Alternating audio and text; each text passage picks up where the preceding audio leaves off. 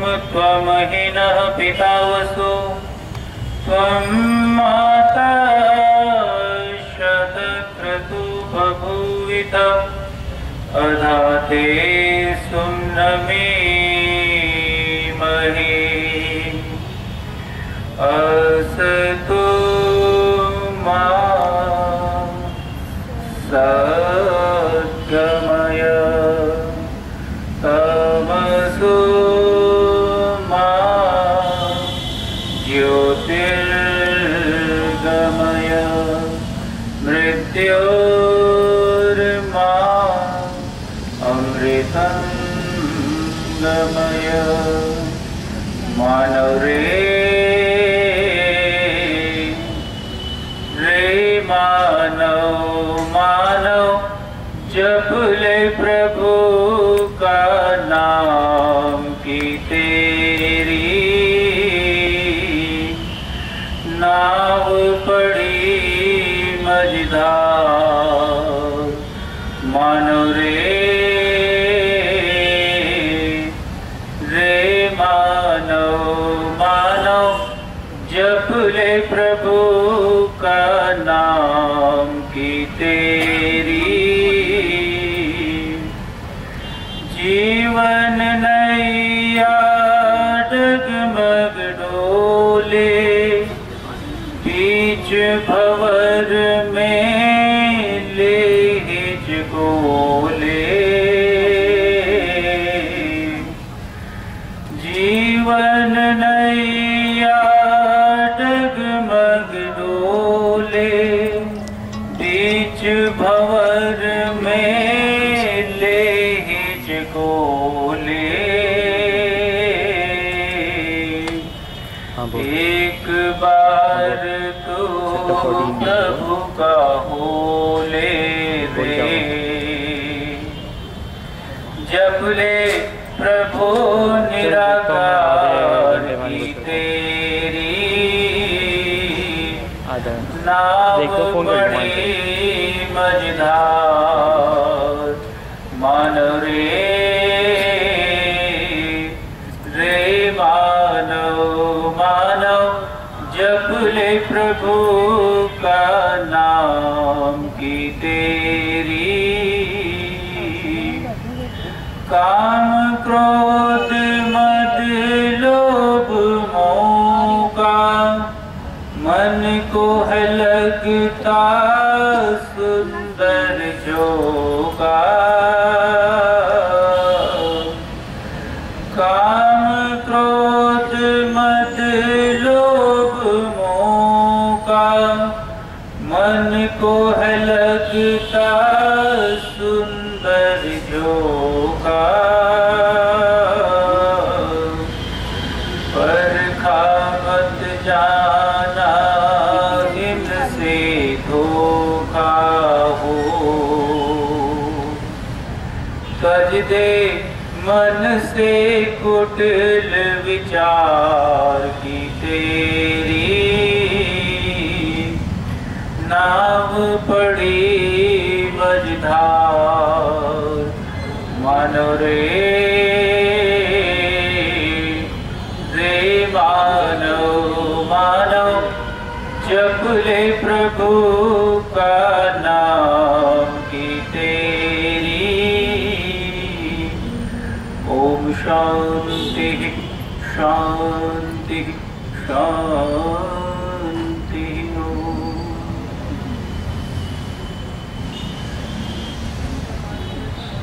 इस सोसाइटी के प्रांगण में विराजमान आर्य प्रतिष्ठा के सम्मान्य प्रधान श्रद्धेय आचार्य दास सिंह जी आर्य, आर्य समाज सेक्टर 7 के पदाधिकारीगण, वंदनीय मातृशक्ति सभ्यागत वर पुरुषों, प्यारे नौजवान साथियों, बच्चों, ये समय जिस समय सूर्य अस्त हो और रात्रि का आगमन हो, चिंतन के लिए, संध्या के लिए बहुत सुंदर माना गया है। वातावरण शांत होता है, मन भी शांत होता है। इसलिए ऋषियों ने कहा कि ऐसे अवसर पर यदि आप अपने कामों को रोक करके थोड़ी सी देर प्रभु चरणों में विराजमान हो, तो आपके मन के अंदर जो शक्ति है, जो निरंतर काम कर रही होती है, खर्च होती है, और उससे हम लोगों के अंदर कमजोरी आती है। इसलिए हम जो चिंतन करना चाहिए या जिस स्तर पर वो चिंतन हमारा होना चाहिए वो नहीं हो पाता है। इसलिए ऋषियों ने कहा कि दोनों समय अपने आप को रोकिए, अपने मन की बिखरी हुई शक्तियों को रोकिए और रोक करके उसको थोड़े अच्छे चिंतन की ओर मोड़िए, तो आपके अंदर पुनः शक्ति आ जाती है और सुंदर विचारों में वो खर्च होती है, कार्यों में खर्च होती है। ऐसे समय में हम लोग यहाँ सब लोग एकत्रित हुए हैं विचार करने के लिए, क्योंकि बिना विचार के मानव जीवन सफल नहीं हो सकता है। इसलिए आज का जो विचार का विषय है वो श्राद्ध है। हम अपने इस सामाजिक वातावरण में देखते हैं, हमारे इतने पर्व हैं, इतने त्योहार हैं, एक जाता है दूसरा आ जाता है। अभी ये पितर पक्ष है, इसके बाद में मातृपक्ष आ जाएगा, एक गया दूसरा आ गया, अभी दशहरा आ जाएगा, उसके बाद में दिवाली आ जाएगी। अच्छा, ऐसा क्यों किया ऋषियों ने? एक दो पर्व बना लेते बस हो गया था। लेकिन यहाँ अभी एक गया नहीं दूसरा हाथ है। कारण क्या है इसके पीछे? कारण यही है कि व्यक्ति विचार से खाली ना हो जाए। इसलिए समय समय पर उसको ऐसे विषय मिल जाते हैं कि उन विषयों पर विचार करें। इन सबका क्या महत्व है, क्या साइंटिफिक इफेक्ट है, क्या हम सही कर रहे हैं, क्या हमसे कुछ छूट रहा है। इस तरह का चिंतन, अगर हम इस चिंतन को जोड़ दें समाज से, तो समाज के लोगों का जो चिंतन होगा इतना उज्जवल और इतना पवित्र होगा, इतना शक्तिशाली होगा कि कहीं भी उनके जीवन में उनको भटकने का मार्ग रहेगा ही नहीं। पर हम इन पर्वों को, इन कार्यक्रमों को, इन उत्सवों को बस एक परंपरा के रूप में मना लेते हैं। इसलिए जो महत्वपूर्ण अर्थ है वो हमारी समझ में नहीं आ पाता है। तो आइए शुरू करते हैं। इसलिए ऋषियों ने कहा हर मनुष्य को 5 यज्ञ करने चाहिए, 5 वक्त की नमाज पढ़नी चाहिए। उसका अर्थ यही है कि 5 काम आपके लिए बड़े महत्वपूर्ण हैं। उसी में एक यज्ञ पितृ यज्ञ है,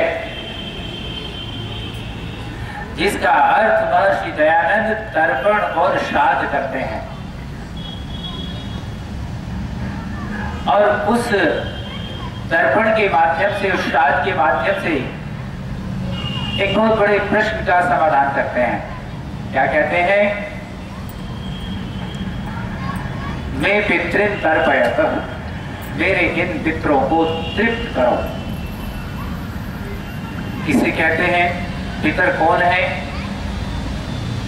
तो वहां कहा गया है कि जो विद्वान है, देव है, विद्वान है, और जो हमारे ऋषि हैं, और जो हमारे बहुत मान्य हैं। कौन? माता पिता, दादा दादी, जो घर के बहुत ही सम्मानित सदस्य हैं, जो हमसे बड़े हैं, जो विद्या में बड़े हैं, जो ज्ञान में बड़े हैं, जो कर्म में बड़े हैं। ऐसे जो हमारे मान्य लोग हैं, हम क्या करें? उनको हम तृप्त करें, उनके लिए हम कुछ श्रद्धा से काम करें। तो बात इतनी नहीं है, बात बड़ी महत्वपूर्ण है, विषय बड़ा महत्वपूर्ण है। इसलिए सबसे पहले मैं आप लोगों से प्रश्न आमंत्रित करता हूं कि इस विषय पर जितने भी प्रश्न हैं आप मुझे कह सकते हैं, सुना सकते हैं।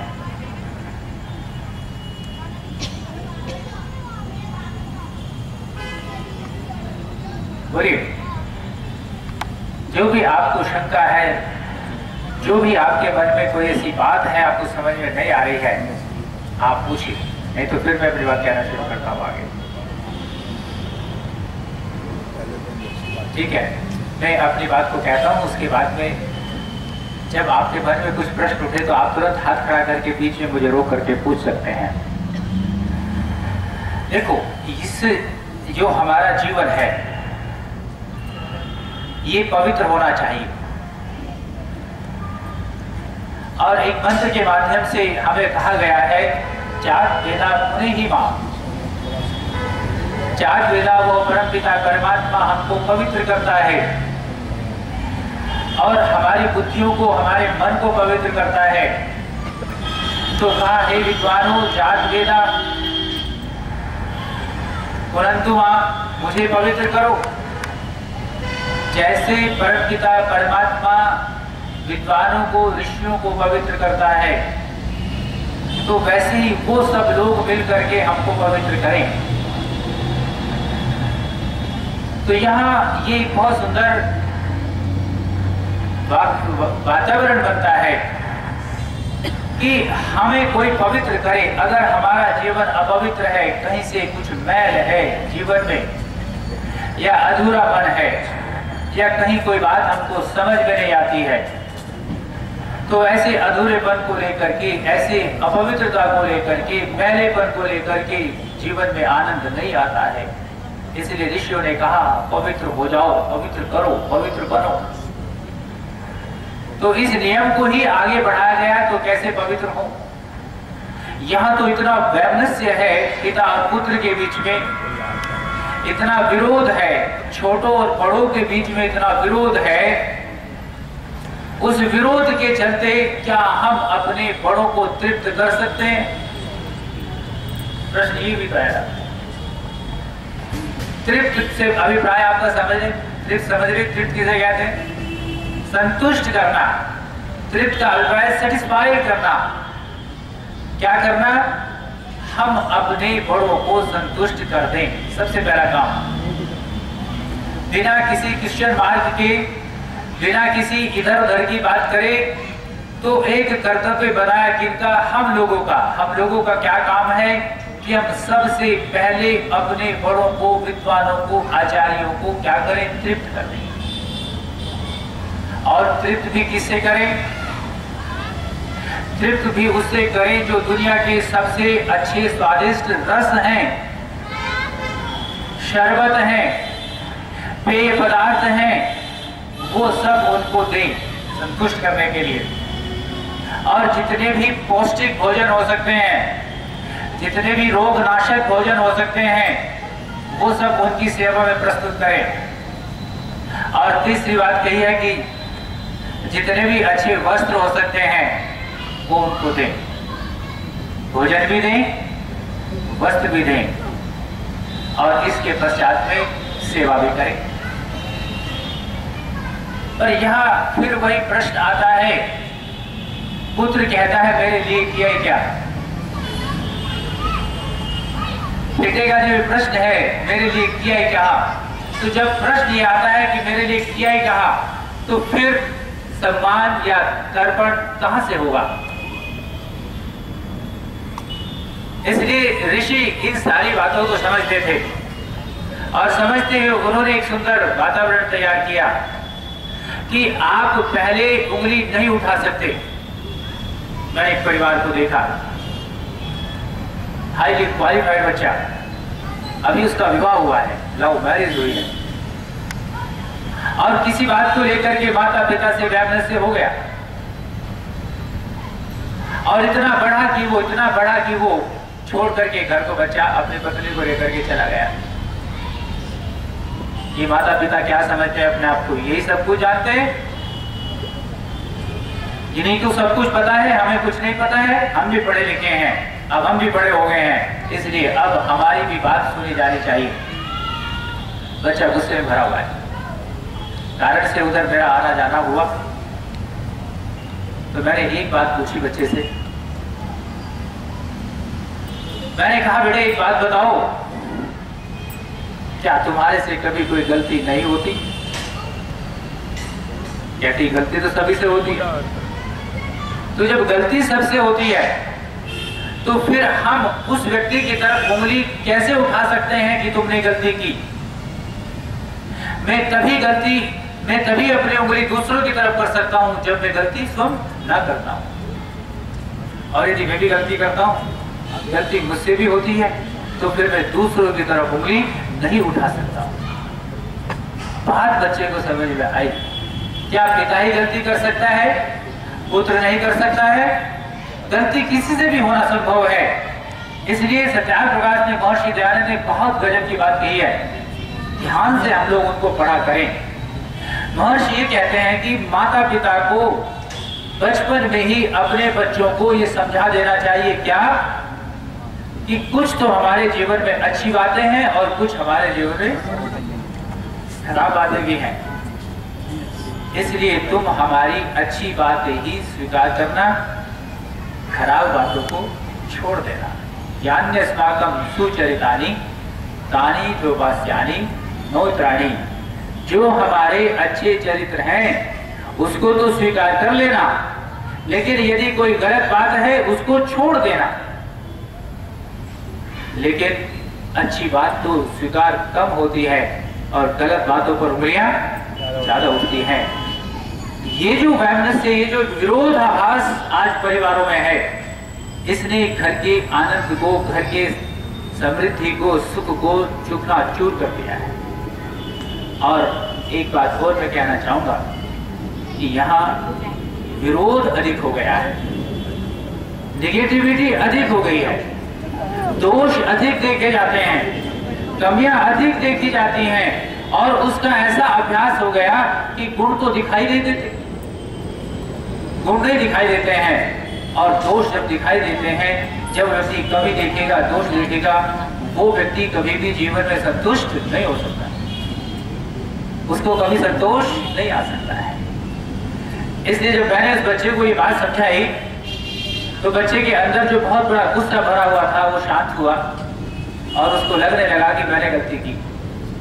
या तो ये कह रहा था कि मैं कभी अपनी माँ को फोन नहीं करूंगा, या फिर बच्चे ने फोन उठाया और माँ को गलती महसूस की, सॉरी बोला। हम अपने परिवारों को, बच्चों को एक सही डायरेक्शन दे, इसका नाम है तर्पण, इसका नाम है शार्थ, लेकिन वो नहीं हो रहा है। आपका काम इतना सा है कि आप अपने बड़ों को अपने अच्छे व्यवहार से तृप्त करो। मान लिया उनके अंदर कोई ऐसी बात भी है जो आपको पसंद नहीं है, उसको मत बोलो, उसको मत बोलो। अभी कीर्ति नगर में पीछे कार्यक्रम था, जब आपके यहाँ होने वाला था, तो ये पिक्चर वहां दिखाई गई और उसके बाद में कहा मंत्री जी ने इसी विषय पर बोलो जी। जब मैंने बोलना शुरू किया, एक बहुत ही अच्छे व्यक्ति कहने लगे, आचार्य जी ये तो हमें सब पता है, इम्प्लीमेंट कैसे हो। प्रश्न ये है घरों में हम इन बातों को कैसे लागू करें, जीवन में कैसे लाएं। मैंने कहा ये बड़ा महत्वपूर्ण प्रश्न है और ऐसे प्रश्नों को समझाने के लिए एक बहुत बड़ी फीस लेता हूं मैं, और यहाँ आर्य समाज में आया हुआ हूं तो मैं आपको समझाऊंगा। वो कहने लगे बच्चे तो कहना मानते ही नहीं है, उनको समझाएं कैसे हम। मैंने कहा खुल के बात करो। तो इतने में उनकी धर्मपत्नी बोल गई, रात को 12 बजे आते हैं, इतना खर्च करते हैं। मैंने कहा माता जी आपने गलत लेन चुन ली है, आपकी गाड़ी गलत रास्ते में चली गई है, एक्सीडेंट हो जाएगा। आप अपनी गाड़ी को अपनी लेन में रखो। गड़बड़ कहाँ हो रही है? गड़बड़ यहाँ हो रही है। अब बच्चे अपने अनुसार चलेंगे, अब वो आपके अनुसार नहीं चल सकते हैं। जीने दो, बच्चों को जीने दो, उन्हें चलने दो जैसे वो चल रहे हैं। आप उनको यदि रोकेंगे वो नहीं रुकेंगे, क्योंकि ये संस्कार देने का जो समय होता है वो उसका निकल गया। जिस समय ये संस्कार दिए जाते हैं, जिस समय ये बातें बताई जाती हैं, जिस समय इन बातों का प्रभाव बच्चों के ऊपर पड़ता है, वो तो समय निकल गया। तो मैंने कहा माता जी ये बताओ उन बच्चों के अंदर कोई अच्छी बात भी तो होगी। कहती बहुत है, एक बोलो तो। माता जी सोच में पड़ गई, कौन सी अच्छी बात बोलो। आपने कमियों को बोलने का ठेका ले लिया। आज सारे बुजुर्ग क्यों परेशान हैं? सबको कमियां ही दिखाई देती है बच्चों की अच्छी बातें तो दिखाई देती नहीं है। गलत लेन चुन लिया हम लोगों ने, और फिर तनाव होता है, फिर घर में वैमनस्य होता है, विरोधाभास जमता है। अच्छी बातों को बोलिए। स्वस्ति वाचन का अर्थ समझते हैं आप? बोलो, स्वस्ति वाचन का अर्थ क्या है? बोलिए। स्वस्ति वाचन, एक बैठ बैठ बैठ इधर बैठ। हाँ, यहाँ के बैठा, माँ के पास नहीं बैठना। हाँ, ऐसे बैठे, सीधे होकर बैठते बैठे। हाँ, अच्छे बच्चे, कितने अच्छे बच्चे बनिए आप। हाँ, सीधे होकर बैठते हैं ऐसे। देखो कितने अच्छे बच्चे बनिए। हाँ, तो बात में कह रहा था कि गुण नहीं बोलते, अच्छी बातें नहीं बोलते, इसलिए वातावरण बिगड़ गया है, अत्यधिक बिगड़ गया है। हमारा काम क्या है? हमारा काम यह है कि हम अपने बच्चों के अच्छी बातों को बार बार बोलें और कमियों को कभी मत बोलें। स्वस्ति वाचन का अर्थ क्या है? स्वस्ति, इसमें दो शब्द हैं, एक सु जमा अस्ति। सु कहते हैं सुंदर को, बढ़िया को, अच्छे को, अस्ति कहते हैं जो बढ़िया है, जो सुंदर है, जो कल्याणकारी है। वाचनम, बोलना। आर्यों को संदेश दिया गया, आर्यों को क्या बोलना चाहिए? जो बढ़िया है, जो सुंदर है, जो कल्याणकारी है, वाचनम, बोलना, वही बोलना, दूसरी बात नहीं बोलना। स्तुति का क्या अर्थ है? स्तुति का क्या अर्थ है? बोलो, कैसे करेंगे ईश्वर की स्तुति? ईश्वर की स्तुति कैसे करेंगे? प्रार्थना तो अगला शब्द है, स्तुति पहला शब्द है। स्तुति का अर्थ क्या है? गुणगान करना, गुणों का वर्णन करना। समझो, अपनी संस्कृति को समझो, गुणों का वर्णन करना स्तुति कहता है। किसके गुणों का वर्णन करें? ईश्वर के गुणों का वर्णन करें। और मैं कहता हूं, ईश्वर को तो देखा ही नहीं आप लोगों ने, तो सुना सुनाया आप लोग, ठीक है, ऋषियों ने कहा है, हम भी बोल देते हैं, पर हम कहते हैं अपने नौजवान बच्चों को, कहते हैं ईश्वर की भक्ति कब करोगे? बुढ़ापे में करोगे। बच्चे कहते हैं बुढ़ापे, ये जवानी का काम है? ईश्वर की आराधना, भक्ति कोई जवानी का काम है? ये तो बूढ़े लोगों का काम है, क्योंकि हमने कॉन्सेप्ट क्लियर नहीं किया उनके सामने। गलती तो हमारी है। हमें अपने पितरजनों को क्या करना है? तृप्त करना है। और तृप्त करने के बाद में उनका क्या कर्तव्य बनता है? वो हमें तृप्त करें, वो हमें विद्या से ओतप्रोत कर दें, वो हमें गुणों से ओतप्रोत कर दें। हम उनको तृप्त करें और वो हमारे जीवन को सुंदर बना दें, बढ़िया बना दें, हर विषय का कॉन्सेप्ट हमारा क्लियर कर दें। ये उनका काम है। इसका नाम श्राद्धोत्तरपण है।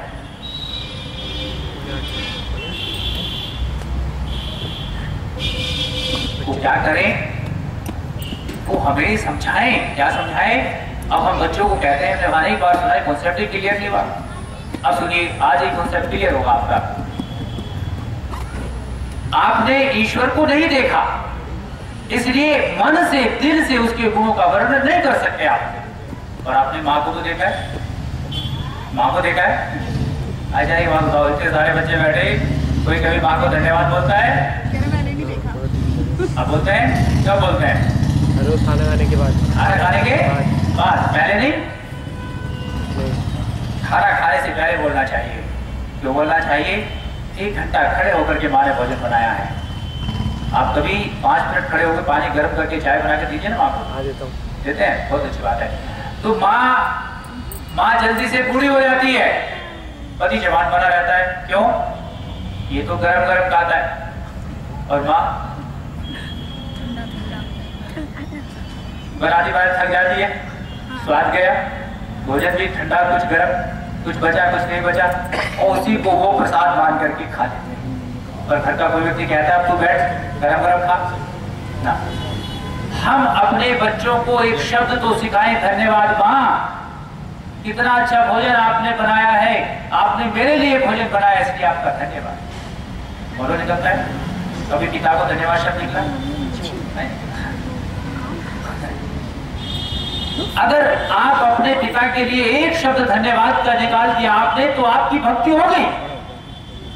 यदि आपको आदत पड़ गई धन्यवाद शब्द बोलने के अपने माता पिता को, और यही भक्ति है। ये गणा गणा गणा गणा विश्वाणी देव सविता क्या बोलते आप, बोलते बोलते जीवन बीत गया, जीवन अच्छा ही नहीं बना। बोलते बोलते मंत्र जीवन बीत गया, इंप्लीमेंट हुआ ही नहीं जीवन में, और कहने लगे वाह क्या बात है, 1 घंटा बैठता है भक्त कितना अच्छा, क्या खाक भक्त है। एक शब्द यदि अपनी माँ को अपने पिता को धन्यवाद का आपके मुख से निकल गया, आपकी भक्ति हो गई। ये ऋषियों की परंपरा है, ये कौन सिखाएगा, इतर लोग सिखाएंगे, काम था उनका। ये तो गलत परंपरा चल गई है, जिसको मैं बोलना भी नहीं चाहता हूं, उसका इससे कोई लेना देना नहीं है। जो एग्जैक्ट डायरेक्शन था, सही बात थी वो थी, और वेद में आया मेरे पितर होने कैसे चाहिए, अग्निश्वाता सौम्यास, अग्निश्वाता अग्नि विद्या के जानकार होने चाहिए मेरे पिता। अग्नि विद्या, अग्नि तो प्रथम देवता है, बहुत बड़ी विद्या है अग्नि, ये इस विद्या के जानकार होने चाहिए हमारे विद्वान, हमारे ऋषि और हमारे पितरजन, जितने भी हमारे माता पिता हैं, बड़े हैं, ये सब अग्नि विद्या को जानने वाले होने चाहिए, और अपने बच्चों को इसका ऐसा साइंटिफिक उपदेश करने वाले होने चाहिए कि ये बात उनको समझ में आ जाए। आज भी हमारे बच्चों को हवन में श्रद्धा नहीं है, क्योंकि हम उनको तरीके से समझाते ही नहीं है। हमारे अंदर हमारी भाषा में वो वैचारिक गुण नहीं आया, हमारी भाषा वो सरल नहीं हो पाई जिस भाषा को बच्चे समझते हैं। इसलिए ये विद्या जो एक बड़ी महत्वपूर्ण विद्या थी ऋषियों की, इसको लोग नहीं समझ पाए, और ये विद्या बस थोड़े से लोगों के बीच में रह गई। हवन करना कोई अच्छा थोड़ा ही माना जाता है, अगर अच्छा माना जाता तो इस सोसाइटी के सब लोग आते ही आने करके तो हवन हो रहा है। दुनिया का सबसे पवित्र कार्य, श्रेष्ठ कार्य है। इसका सीधा सा मतलब है कि अभी हमारी श्रद्धा जागृति ही नहीं हुई है, अभी हमारे अंतःकरण में इतने सुंदर अर्थ उतरे ही नहीं है, हमने समझा ही नहीं। अग्नि के बिना कोई काम चल ही नहीं सकता है, कोई काम नहीं चल सकता है। पिछली बार हमने इस विषय को लेकर के बहुत सुंदर चर्चा की थी, और इस विषय पर हमने बहुत सुंदर पुस्तक भी लिखी है, आप उसको ले सकते हैं, 5 पर प्रभु के संग। भाई हम तो यही चाहते हैं कि बात समझ में आए, विषय स्पष्ट हो, तब हमारे नौजवान बच्चे इन चीजों को समझेंगे और तब उसके प्रति उनकी श्रद्धा जगेगी। दूसरा कहा है कि सौम्यास, महर्षि कहते हैं गुरुच्यादि अर्थात गिलोय आदि औषधियों के रस निकालने वाले, हमारे बुजुर्ग कैसे हों, इन औषधियों के रसों को निकालने वाले, और उसका क्या क्या लाभ हो सकता है इनसे परिचित हो। सारी दिल्ली डेंगू से परेशान, और कितने लोग के बेचारे जीवन से हाथ धो बैठे, गिलोय शब्द का प्रयोग हो ही नहीं जाता। तो कहा हर घर में गिलोय के उपयोग को जानने वाले हमारे पितर ये सब बैठे हुए हैं, ये जानने वाले हों कि गिलोय का उपयोग क्या है, रस कैसे निकाला जाता है। उन सवन संस्कार में गिलोय और वट वृक्ष का रस निकाल करके गर्भवती माँ के दाहिने सुर में डाला जाता है, नाक में डाला जाता है। रसी निकालना नहीं जानते विद्वान लोग, उस चीज का रसी निकालना नहीं जानते। एक माँ ने क्या किया, बहुत सारे पत्तों को तोड़ करके पीस करके रस निकाल के अपनी बहू की नाक में डाल दिया, उसके सारे शरीर को जलन हो गई। सीखने की बहुत बातें हैं, पर वो सीखी नहीं जाती, इधर उधर की बातें हो जाती हैं, पर जो सीखने वाली बातें वो रह जाती हैं। इसलिए क्या कहा कि नौजवानों, पिता अपने बच्चों को, अपनी पत्नी को कह रहे हैं क्या है, तर्पयत मैं पितृ, मेरे पितरों को तृप्त करो। किससे तृप्त करो? अपनी अच्छी वाणी से, कभी उनकी कमियां मत बोलो। बहुत बड़ी बीमारी है, जिस दिन समाज से बीमारी उड़ जाएगी उस दिन घर में खुशी आएगी। आज से सब वायदा करो, हम अपने बड़ों की कमियां नहीं कहेंगे। वादा करो, हाथ उठा करके संकल्प लो, हम अपने बड़ों की कमियां नहीं देखेंगे, नहीं कहेंगे। हाँ, किसी को बहुत बड़ा शंका हो तो भी समाधान कर दूंगा, आपके सारे प्रश्नों के उत्तर है मेरे पास में। हम अपने बड़ों की कमियों को नहीं देखेंगे, हम उनकी अच्छी बातों को बार बार कहेंगे, हम उनको तृप्त करेंगे, हम उनको अच्छे भोजन से तृप्त करेंगे, हम उनको अच्छे रसों से तृप्त करेंगे, हम उनको अच्छे वस्त्रों से तृप्त करेंगे। तो क्या कहा है उनका, और जब बड़ों के अंतःकरण पवित्र होते हैं, रस से भर जाते हैं, प्रसन्न होते हैं, तो उनके अंतःकरण से बहुत अच्छी अच्छी बातें भी निकलती हैं। ऐसी बात नहीं है, बहुत अच्छी अच्छी बातें निकलती हैं, और वही बातें तो जीवन का निर्माण करती हैं। आज हो क्या गया, हमारी सारी युवा पीढ़ी तो हॉस्टल में चली गई। हॉस्टल, जहां जाकर के हॉस्टल जाए, दैट इज कॉल्ड हॉस्टल। होश ही नहीं रहता वहां जाकर के बच्चों को, तो दादा दादी को तो अवसर ही नहीं मिलता कि कब वो बच्चों को अपनी उस विद्या से कुछ बूंद दे करके उनके जीवन को भी हरा भरा बना दें। इसलिए शुष्क हैं, इतने बड़े बड़े पे पैकेज लेकर के भी हमारे नौजवानों के जीवन सूखे हैं। ये कोई रस नहीं, तो रसाय पितर क्या करें, हम लोगों के जीवन को रस से भर दें। हमारे जीवन में कहीं कोई निराशा ना आ जाए, कभी बहू के मन में कोई निराशा ना आ जाए। घर में बैठा बुजुर्ग ऐसी बात करे, ऐसा उपदेश करे, ऐसी सुंदर बातें करे कि बहू के मन में कभी निराशा ना आ जाए, बच्चों के मन में कभी निराशा ना आ जाए, कभी कोई विरोध की बात ना आ जाए। ऐसी बात वो करे कि कहा मुझे इस विषय में कौन शिक्षा दे पितर। और इतनी बढ़िया बात कही, मुझे मोक्ष विद्या के विषय में शिक्षा दे। मोक्ष वही नहीं है जो जीवन मरण का चक्र छोड़ जाता है। अरे अगर आपने क्रोध को छोड़ना सिखा दिया, ये भी तो मोक्ष है। अगर आपने तनाव में रहना छोड़ दिया, ये भी तो मोक्ष है। अगर आपने अपने चिड़चिड़े स्वभाव को छोड़ दिया, इसका भी नाम मोक्ष। अपनी गलत आदतों को छोड़ देने का नाम ही तो मोक्ष है। कौन सिखाएगा? बड़े सिखाएंगे। ये है शास्त्र, ये है पितृतर्पण। और क्या कहते हैं कि गृहस्थ के विषय में पूर्ण जानकारी, गृहस्थ के विषय में पूर्ण जानकारी हमें कौन दे? ऐसे हमारे विद्वान होने चाहिए, ऐसे हमारे विद्वान होने चाहिए जो हमें गृहस्थ के बारे में जानकारी दे। क्या बात है! ऐसे हमारे पितर हो जो, मैं समझता हूँ गृहस्थ के विषय में तो जानकारी नहीं लोगों को। इतना महत्वपूर्ण विषय है गृहस्थ, बहुत महत्वपूर्ण विषय है। सही जानकारी होना बड़ा कठिन है। तो इन विषयों में कौन हमें जानकारी दे? हमारे पितर हमको जानकारी दे।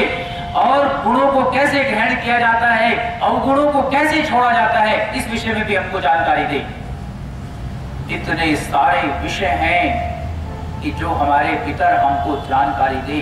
भाई इतना बड़ा सिलेबस है, अगर हम लोग इस सिलेबस को लेकर के बैठ जाएं और इन विषयों पर चिंतन और मनन करें कि हमें अपने बच्चों को देना है, तो आपके पास में 1 मिनट का समय भी खाली नहीं है।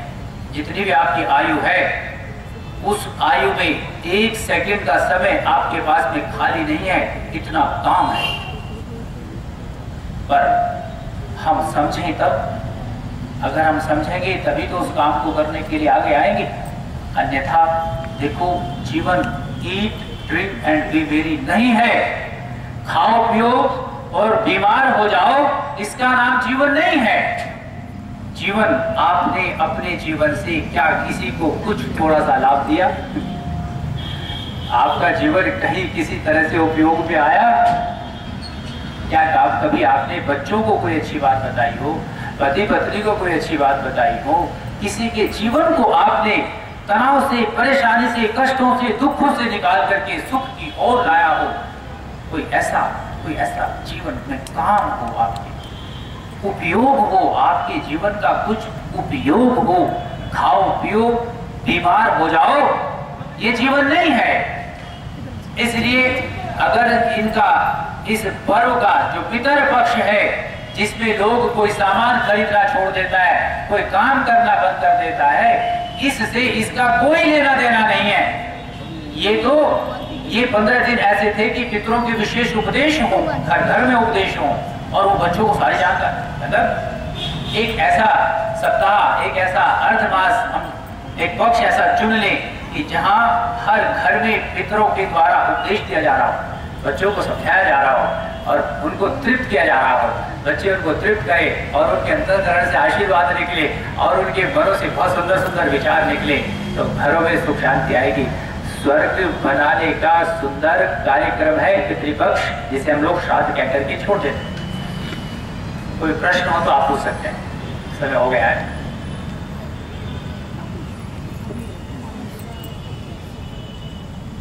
युवक क्या करें? इस पक्ष में युवक इस सुख को कैसे अपने जीवन में लाए, लाभान्वित हो। सबसे बड़ी आवश्यकता यहाँ युवकों को ही है। सबसे बड़ी सीखने की आवश्यकता युवकों को है, पर ये एहसास हो उनको, ये प्यास जागृत हो। मैं एक बात ही अपने पिताजी की, मैंने बातें तो बहुत थी, लेकिन एक बात मैंने ऐसी अपने जीवन में धारण की, नो एक्सरसाइज नो फूड, व्यायाम नहीं तो भोजन नहीं। एक बात ने ही इतना महत्वपूर्ण मेरे जीवन को बनाया, इतनी सुंदर रिसर्च मेरे द्वारा इस विषय में हुई, केवल एक बात।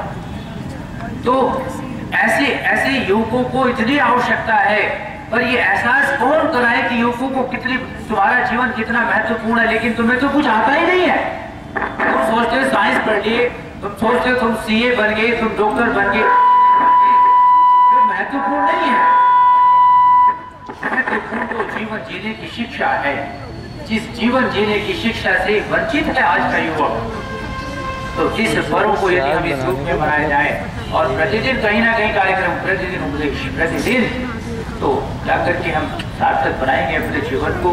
अन्यथा परंपराएं हैं, उन परंपराओं को तो सभी हो रहे हैं, वहन कर रहे हैं, लेकिन एक सही अर्थ निकल के नहीं आता है।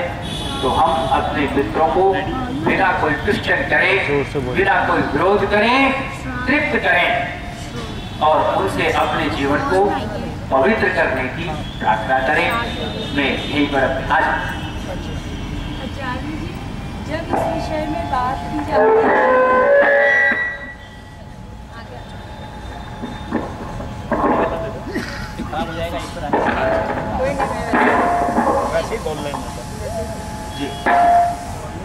जब मैं श्राद्ध को लेके किसी से चर्चा करती हूँ तो उनका, बड़ों का ये कहना होता है कि हमें, मतलब हमें भी कुछ लॉजिक नहीं नज़र आता, बट परंपरा है, निभा रहे हैं।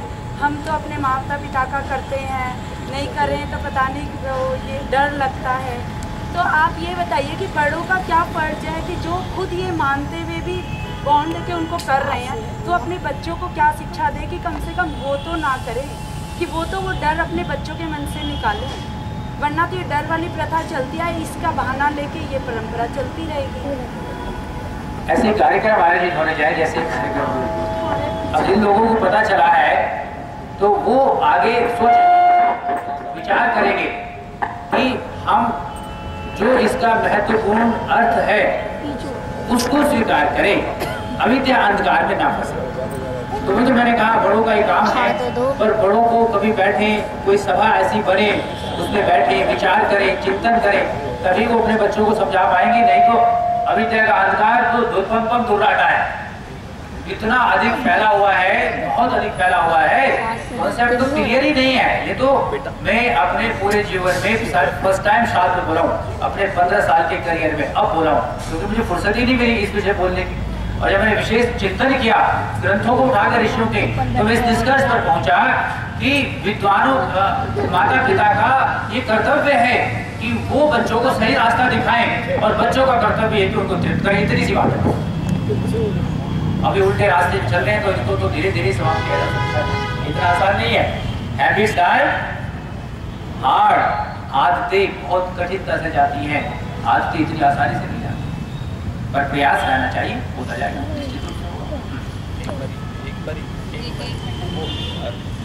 आचार्य जी भी आप यहाँ। अच्छा आप भी बताइए। और जो भी प्रश्न पूछना चाहें कृपया आगे आके अपना प्रश्न पूछें।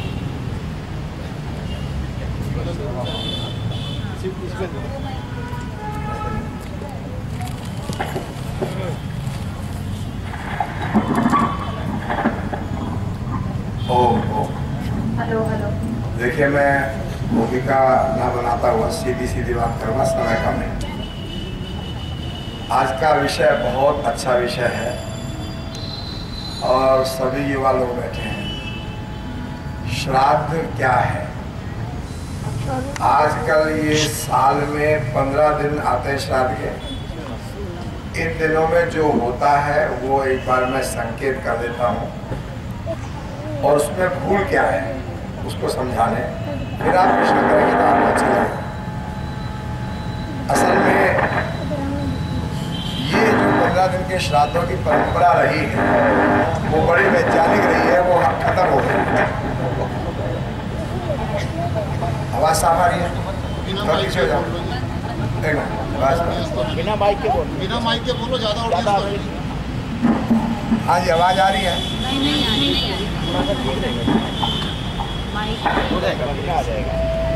चलिए, बस श्राद्ध में 3 शब्द हैं इन श्राद्धों में। एक होता है पितरों का, ध्यान दिएगा बात को। इन श्राद्धों में मुख्य रूप से 3 शब्द हैं, पितरों का, श्राद्ध और तर्पण करना चाहिए। ठीक है जी, यही शब्द है ना। अब इसका अर्थ ये लिया हुआ है कि पितरों का मतलब है जो हमारे बुजुर्ग, माता पिता, दादा दादी या जो कोई भी मर गए हैं, जिनकी मृत्यु हो गई है, लोग उन्हें पितर कहते हैं। क्यों जी, ऐसा ही है ना, अब तक ऐसा ही सुनते आए ना? जी हाँ। उनको पितर कहते हैं। ठीक है बेटा। और उन पितरों का श्राद्ध, श्राद्ध का मतलब है कि जिस दिन उस पितर की मृत्यु हुई थी, उस तिथि वाले दिन, इन 15 दिनों में किसी ब्राह्मण को बुलाया जाए और उनके नाम से भोजन कराया जाए। उससे वो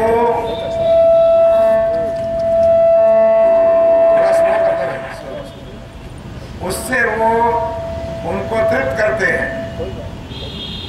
तो उनको भोजन ब्राह्मणों को बुला करके इन दिनों में, उस तिथि वाले दिन जिस दिन मृत्यु हुई थी, हिंदी की तिथि में, तो ये ऐसा ही है ना। और उसके बाद में तर्पण के रूप में उनको, ब्राह्मणों को कुछ बर्तन या रजाई या गद्दा या कपड़े या सामान दिया जाता है। ये मान करके ये सामान उनको पहुंच जाएगा। क्योंकि ऐसा ही है ना, समझ में आएगा बात को? तो ऐसा अब भी आज भी लोग करते हैं, अपने घरों में बुला करके इन दिनों में ब्राह्मणों को खाना खिलाना और उनके नाम पर फिर किसी प्रकार से सामान देना। अब मैं एक बात मैं सरल भाषा में बात करूंगा, बहुत सरल भाषा में। मेरे प्रश्नों का उत्तर ये छोटा सा बच्चा दे सकता है, और वो बात क्योंकि लॉजिक है। बेटा इधर आओ, सुनो भाई, तुम खड़े हो, खड़े हो, आज कोई पूछूंगा, आज आप सुनो ध्यान से। चलो कोई बात नहीं, बच्चा अपनी मस्ती में है। अब एक छोटी सी बात बताना चाहता हूँ। बच्चे को हम पढ़ाते हैं A फॉर एप्पल। एप्पल मैंने क्या होता है भाई? सेब। ठीक है जी। अच्छा, अगर आप मुझसे पूछो A फॉर एप्पल, एप्पल मैंने क्या होता है, पूछो मेरे से। नहीं, मेरे से पूछो ना क्या होता है। नहीं, अब मैं बताता हूँ। मान लो बच्चा समझा नहीं, मेरे से अगर पूछते हैं और यदि मैं ये कहूँ कि एप्पल मैंने केला, तो बोलो ठीक है, गलत। देखो ये अच्छा करेगा। गलत है। अगर मैं एप्पल मैंने केला कहूंगा तो गलत है, गलत। एप्पल मैंने सेब कहूंगा तो ठीक है। ठीक है। जैसे एप्पल का अर्थ सेब होता है, हमें सेब ही कहना चाहिए, और मैं यदि केला कहूंगा तो 101% गलत है, परीक्षा में लिखूंगा तो फेल हो जाऊंगा। इसीलिए मेरी बात पर ध्यान दीजिएगा। जिस प्रकार एप्पल मैंने सेब होता है, केला नहीं होता है, इसी प्रकार से जो पितर शब्द है, अब ध्यान देना बात पर, आपको बड़ा काम आएगा। जो पितर शब्द है उसका डिक्शनरी में क्या अर्थ है ये देख लेना जरूरी है। पितर शब्द का डिक्शनरी में अर्थ है, जो हमारी व्याकरण की डिक्शनरी है वो कहती है पारक्षणे धातु से पितर बनता है, जो हमारी रक्षा करता है उसको पितर कहते हैं। ध्यान दीजिएगा बात पर। दुनिया का कोई बड़े से बड़ा ब्राह्मण पंडित दूसरा कोई भी यदि ये कह दे कि ये गलत है तो जो कहोगे जुर्माना मैं यहाँ दूंगा, समझ आया? तो रक्षा करने वाला पितर है। अब इस छोटे से बच्चे से पूछ लो कि जो व्यक्ति मर गया है, बताओ वो हमारी रक्षा कर सकता है क्या? बोलो क्या? जो व्यक्ति मर गया है वो हमारी रक्षा कर सकता है? नहीं। अब बताओ, ये बच्चे मैं जानता नहीं, ये तो आपके सामने बच्चे बैठे हैं। जो मर गया वो हमारी रक्षा नहीं कर सकता। इसका अर्थ ये हुआ कि जो मर गया है वो पितर नहीं होता है, पितर होता ही वो है जो जीवित है। एक बार जिस प्रकार से एप्पल मैंने केला कहूंगा तो गलत, ऐसे ही पितर का शब्द यदि जो मरे हुए हैं उनको कहेंगे तो वो गलत है। दूसरा शब्द है श्राद्ध, ध्यान देना मेरी बात पर। दूसरा शब्द है श्राद्ध। श्राद्ध का मतलब होता है श्रद्धा पूर्वक सेवा करना, और जिसकी सेवा की जाती है वो प्रसन्न होता है, वो तुम्हें अपने अंदर की शुभकामनाएं आशीर्वाद देता है। अब एक बात बताओ, जो व्यक्ति मर गया है उसके हाथ पांव दबाओ तो क्या उसको खुशी होगी? नहीं। क्या उसकी सेवा करेंगे तो उसे अच्छा लगेगा? नहीं। अब बताओ मैं क्या कर सकता हूँ? जो मर गया है उसकी श्रद्धा पूर्वक सेवा हो ही नहीं सकती है, इसलिए श्राद्ध भी जीवित का ही होता है। तीसरा है तर्पण। तर्पण का मतलब है तृप्त करना, उसकी जो आवश्यकताएं हैं वो पूरा करना। भूखा है तो भोजन दो, गर्मी या सर्दी लगती है तो उसको उसके अनुकूल वस्त्र दो, कहीं जाना है तो गाड़ी दो, जो उसकी ज़रूरतें हैं उसको पूरा करना चाहिए। अब जो व्यक्ति मर गया है, बताओ उसकी क्या ज़रूरत है? क्या उसे कुछ खाने को चाहिए, कहीं जाने को चाहिए, कोई कपड़ा चाहिए?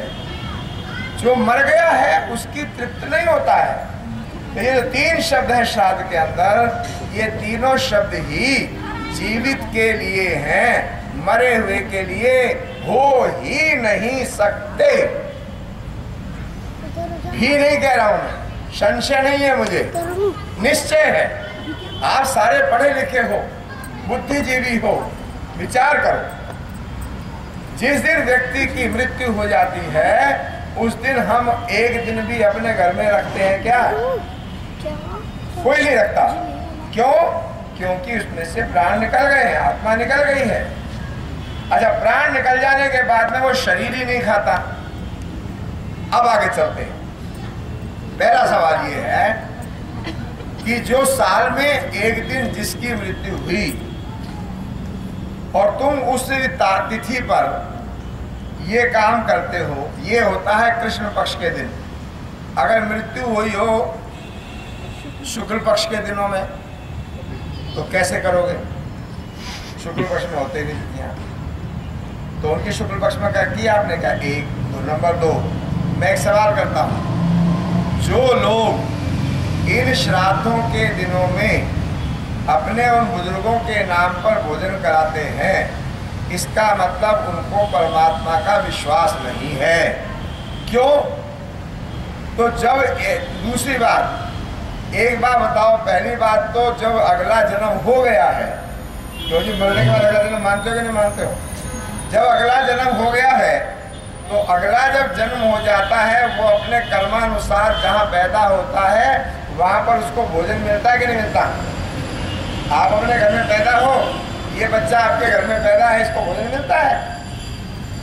तो आप यदि ये मानते हो कि उसको भोजन खिलाएंगे, भूखा है, तो यदि वास्तव में पहली बात तो ये है कि मिलता नहीं, अगर मिलता भी है तो साल में 365 दिन होते हैं और 365 दिन में से केवल एक दिन तुम खिलाते हो।